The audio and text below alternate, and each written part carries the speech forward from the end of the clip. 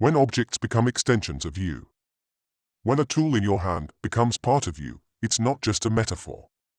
And it's not just a statistical description of the motions of your body and the motions of the tool. It's real. Your brain makes it real. Remarkably, neurons that respond specifically to objects that are within reach of your hand will also respond to objects that are close to a tool that's in your hand.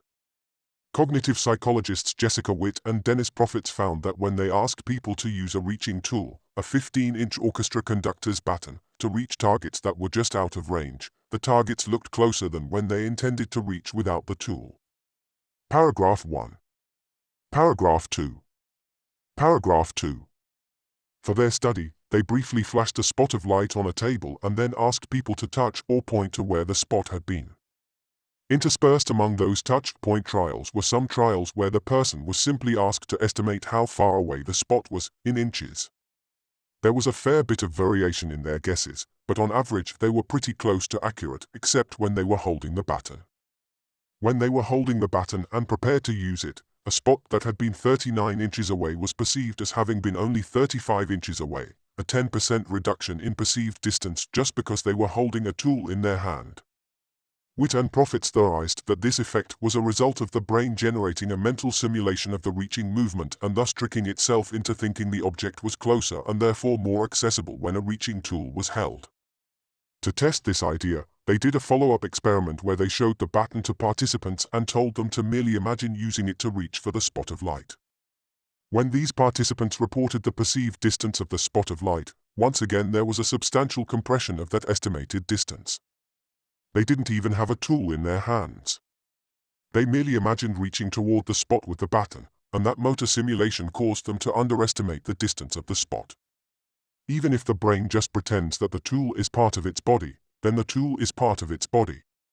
20 years ago, cognitive scientists Matthew Botvinnik and Jonathan Cohen demonstrated that you can trick the brain into thinking a rubber hand is part of its body. They had people place their right hand palm down underneath a table and then placed a rubber hand on the tabletop above the real hand. Then they stroked and tapped the knuckles and fingers of the rubber hand in synchrony with the stroking and tapping of the real hand, invisible under the table. When the experiment's participants saw the touching of the rubber hand and felt the same places and timing of touching on their real hand, they began to feel a bit as if the rubber hand was part of their body. In fact, when people are asked to indicate the location of their unseen real hand under these circumstances, their estimates are often shifted almost halfway to the location of the rubber hand. Psychologist Frank Dugin showed that it doesn't even have to be actual touch on the hands.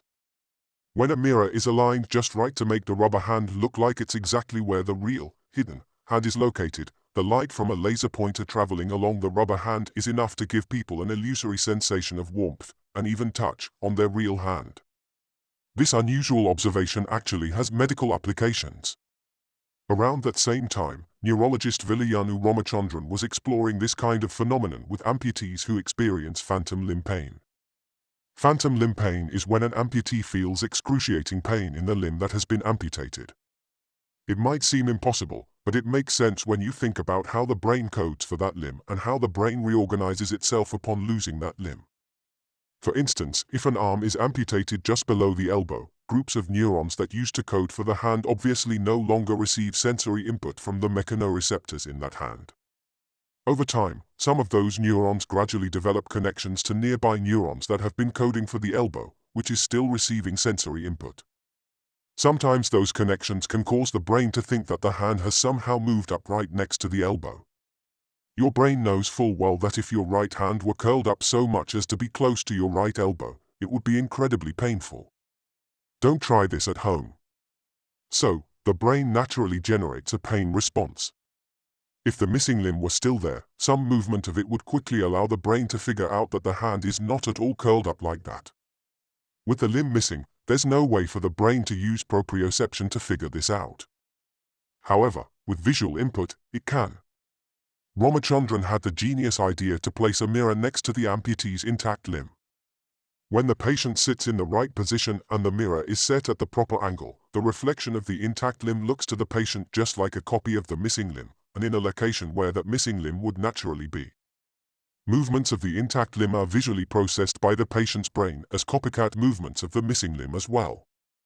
Thus, if a patient is feeling pain in their phantom right arm, watching a mirrored reflection of their left hand clench and unclench a fist can train their brain to realize that the missing right arm is not at all contorted in a manner that should cause pain. For cramping and other muscular pain in the phantom limb, Ramachandran's procedure is remarkably effective. Whether they are tools, toys, or mirror reflections, external objects temporarily become part of who we are all the time. When I put my eyeglasses on, I am a being with 20/20th vision, not because my body can do that, it can't, but because my body with augmented vision hardware can. So that's who I am when I wear my glasses, a hardware-enhanced human with 20/20th vision.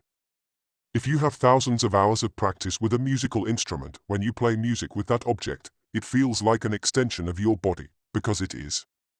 When you hold your smartphone in your hand, it's not just the morphological computation happening at the surface of your skin that becomes part of who you are. As long as you have Wi-Fi or a phone signal, the information available all over the internet, both true and false information, real news and fabricated lies, is literally at your fingertips. Even when you're not directly accessing it, the immediate availability of that vast maelstrom of information makes it part of who you are.